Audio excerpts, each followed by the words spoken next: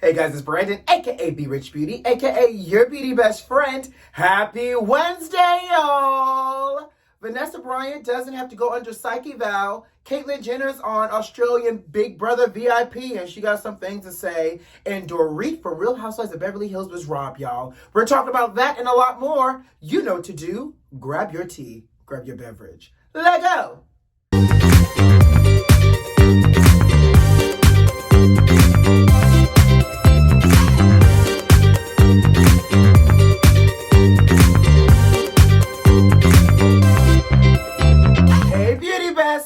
How you doing out there, sugar? Happy hump day to you. How are you? Oh my God, I've missed you all. You know, last week we didn't get a chance to do Hot Topics to child. He was working. You know, I told you I was heading to FAMU in Tallahassee for homecoming, but MAC was also the featured makeup brand for their Beauty and Wellness Expo. So I was out there on stage doing demos. We was giving away free lipsticks. We were doing foundation sampling. We did makeup for the cheerleaders. We presented a check. The Estee Lauder companies presented a check to FAMU during the homecoming game for $500,000, by the way. It was a very long and productive week, and I enjoyed myself. By the way, y'all know y'all my beauty besties, right? I got a story to tell y'all. But before we do this, check out what I bought. I bought one of these continuous spray bottles, and I put my Fix Plus Magic Radiance in it, so that way I didn't have to do all the pump, and all I had to do was a pull and a spray. So I said I was going to use it for the first time with y'all. So let's go. Oh, that was Did y'all see that? I was attacked by a spray bottle, y'all. That's too much. Now I don't mind being a little moist, but that's just a lot right there. Look how juicy look how juicy I look. A little juicy for something juicy, honey. Anyways, okay. So I was in Tallahassee last week, Tuesday night, setting up for the event for Wednesday. And my colleague and I were in the backseat of the Uber going to dinner. It was super late, y'all. I was so tired. And so we drive past, in the back of the Uber, we drive past Florida Supreme Court. So I just casually mentioned out loud, oh my God, the Florida Supreme Court is here. And she paused and she goes, She goes, probably because it's the capital of Florida, you know? And I swear, I swanny. Have you ever heard that term, I swanny? That's one of them old school, my grandmother used that word swanny. It's an old Southern term, and it basically means I swear. Baby, I swanny. I paused. I was like, wait, Tallahassee's the capital of Florida? She goes, and she tried to hold it, and she was trying to be so professional with me, y'all. I was just like, at this point of the night, we tired. She goes, it is. She goes, Brandon, what did you think the capital of Florida was? And I swear, I broke out laughing, and I was like, I could have sworn Jacksonville was the capital of Florida, y'all. And at that moment, the Uber driver in the front seat busted out laughing, one of the hysterical hyena laughs. I felt so, I had a Brandonism moment. I had a blonde moment. But baby, did y'all know Tallahassee was the capital of Florida? I did not know this. I swear, full on, that was brand new news to me. This is actually kind of addictive once you get used to it. You gotta kind of shoot it up. That was brand new news to me. But now that y'all know Tallahassee's the capital of Florida, FAMU was there as well, honey, and we had a great time at FAMU, and I went to the step show, we went to the game. What else did I do? We ate at the Governor's Club, which was this, by the way, this restaurant was absolutely exquisite, but it was called the Governor's Club, and when you walk in, it looks like an old plantation building, like somebody's house that, existed back then. We weren't allowed through the front door, probably up until a couple years ago, child, but I digress. The meal was amazing. So the Governor's Club was great. It was an all-around good experience. So I hope while I was away, you guys had a great week. But y'all ready to jump into these hot topics? Let's do it. So in a recent interview, Tyler Perry says, one, he doesn't get writer's block, and I feel like I know why he doesn't get writer's block, y'all. All the storylines are the same. But he says that he plans on hiring more writers and directors to take over some of his shows. And I have one word to say. Congratulations, 6 syllables, whatever, split it up. Congratulations, Tyler Perry, for no longer wanting to be I'm Every Tyler, the writer, the director, the producer, and the hairstylist, probably. He might be the hairstylist, y'all. We know how bad them wigs are. But I say that to say there's so many talented directors and writers out there. And, Tyler went on to mention that, Obviously, he writes for all of his shows. And so he goes away. He just recently went away to the mountains. And he says, I like going away to the mountains. I like locking myself away. He was gone for like 6 weeks. And he says, in that time frame, I wrote 72 episodes across all of my show franchises. 72 episodes. Now, I know there's some Tyler Perry fans out there, and if you are a Tyler Perry fan, good for you. But I'm going to tell you what I know for sure. 72 episodes, all these doggone TV shows he has, like 10 plus shows. Is it just me? But doesn't that storyline feel the same? All you get is the same storyline, different characters, different names. Good casting, by the way, because, you know, he casts really well for female and male eye candy, honey, and you get the same bad wigs. So Tyler Perry, can we exhale? Because we've been waiting to exhale. Can we exhale? And hopefully now that you're hiring more directors and writers, the show will evolve, your shows will evolve to better storylines and more engaging content that does not feel like wash, rinse, and repeat. Okay? What are your thoughts here? Y'all tell me. Do y'all watch Tyler Perry TV shows? And what was the last Tyler Perry movie you saw also? Because again, his movies, along with the shows, all feel like they got the same storyline to me. Let's move on. So y'all know Vanessa Bryan has been trying to pursue this lawsuit against the LA County Sheriff Department and Fire Department for leaking images from the crash site that killed Kobe Bryant, their daughter Gia, and 7 other victims as well, passengers, right? So apparently a part of her trying to sue was that the LA County was trying to make Vanessa Bryan undergo a psych eval to determine whether or not she was traumatized from the pictures or the actual crash itself.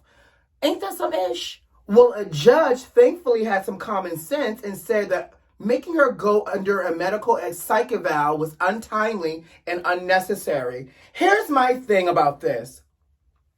Whether she's traumatized by the crash or the leaked photos, it's all of it for me. How are you going to try to make somebody go under psych medical evaluation to determine if pictures traumatized her of her dead husband and daughter? First of all, the crash itself was already traumatizing, and the fact that the LA County Sheriff Department and Fire Department utilized these photos in other areas that had nothing to do with the case is wrong in and of itself. So the fact that she's suing y'all for breaching the public's trust and going outside of the scope of your job by doing something as low down and dirty as that, she should be suing y'all, and I hope she wins. I am so glad that some people still have common sense. This woman is traumatized all the way around, and those photos only re-traumatized her, and so therefore, psych evaluation is not necessary. Anybody who lost multiple relatives in a horrific crash is going to be traumatized. Okay, let's move on though. What are your thoughts here? Like, I can't believe it, and I get that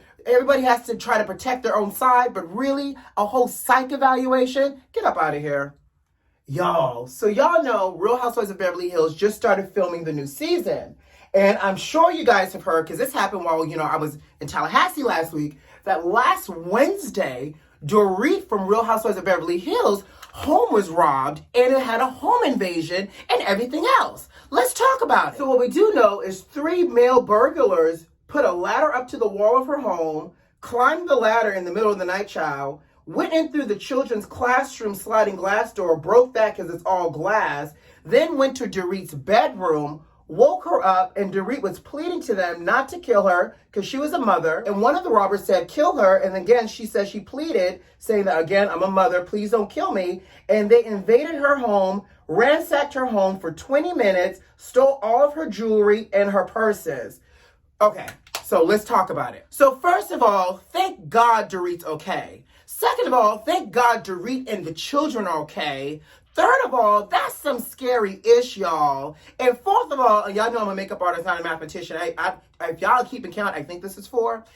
Fourth of all, and this might be the unpopular opinion, how is it that all these celebrities with these high walls and these expensive security systems I'm sure that they got are getting robbed left and right, even outside of Dorit? There's just been a lot of robberies involving celebrity homes lately and these celebrities. Now, fifth of all, I got questions, and don't shoot me on this because I just got to play devil's advocate because obviously this is real, this is traumatizing. The timing just feels a little, a little convenient. Not to say that this is not real, but I'm gonna tell you, I felt the same way initially when Kim Kardashian got robbed. And I was like, I got questions about that too when she got robbed in Paris. Y'all remember that? Yes. So they break in through the children's classroom, a glass door.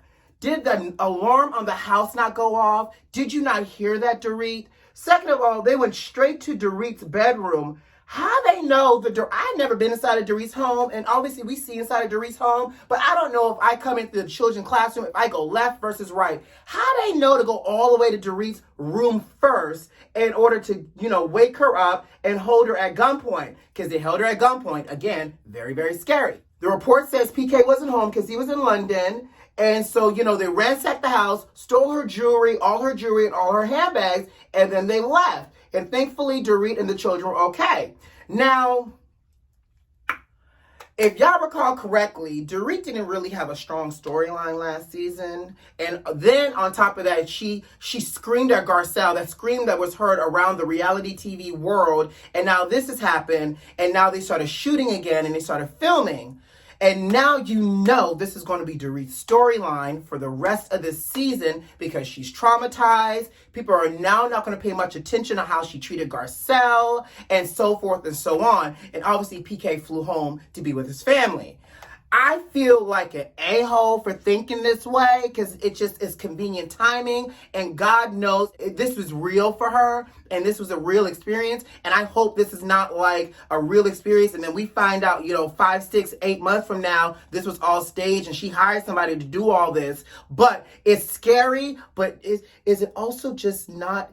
Does anybody else feel like Dora the Explorer here, or Inspector Gadget or Sherlock Holmes trying to figure this out? Is it just me? Okay, it might just be me, but y'all let me know. All right, let's move on. Well, Caitlyn Jenner's on the Australian version of Big Brother VIP. I guess she had time, honey, since she didn't win governor of California. But Caitlyn is doing exactly what Caitlyn does the most, run her mouth and tell stories. This time she's telling a story about O.J. Simpson, her thoughts on O.J. Simpson, and how pre-transition, Bruce at the time, because Bruce was married to Chris, how Chris was best friends with Nicole, and how Bruce was at Nicole's home 2 days before the murder. Caitlyn went on to say that, at one point Nicole confided in Chris saying that OJ told her, I'll kill you and I'll get away with it, which I can probably believe because, we all know OJ did it, but allegedly. But Caitlyn went on to say, once Nicole was murdered, Chris did say that we should have listened to Nicole. In addition, Caitlyn went on to say that she didn't like OJ, and she never really liked OJ because OJ was a narcissist and he was egocentric in the world of sports. First of all, Caitlyn, pot calling kettle black, you're not a narcissist, you're not egocentric, but I digress. But here's my thoughts here, right? You're telling the story about O.J. Simpson. She's doubling down that O.J. did it. Caitlyn, I got one thing to say. 2 things. Is the sky blue and is water wet, honey? We all know that O.J. did it, allegedly. We all know that he still doesn't have his card to the black community because he did it. We all know that OJ did it, sis. So really, it's kind of like stale news and you're doing this just for screen time. What I want to know is, what was y'all going to do? Chris said we should have listened. Was y'all about to insert yourself between OJ and Nicole? We knew what happened to the innocent bystander. Ron's no longer here. So were y'all going to run over and be the heroes that she needed? And on top of that, OJ may be old, but Caitlyn, girl, you don't want the smoke with OJ because I don't put anything past OJ, okay? OJ in my mind is like the Suge Knight of the sports industry, allegedly. But I'm just saying, girl, leave OJ alone. He is out of jail trying to live his best quiet life, girl. Don't be starting nothing with the juice over there. That's all I got to say. What are your thoughts here? Y'all believe OJ did it or not? I just want to know that. And is Caitlyn in the right or wrong telling this story, child? Whew. And on that note, I got to go. Guys, you know what to do. Subscribe to the channel if you like this video if you like, and leave me a comment. Most importantly, check the notifications and make sure they are turned on. Who loves you? I do. See you Friday. Bye.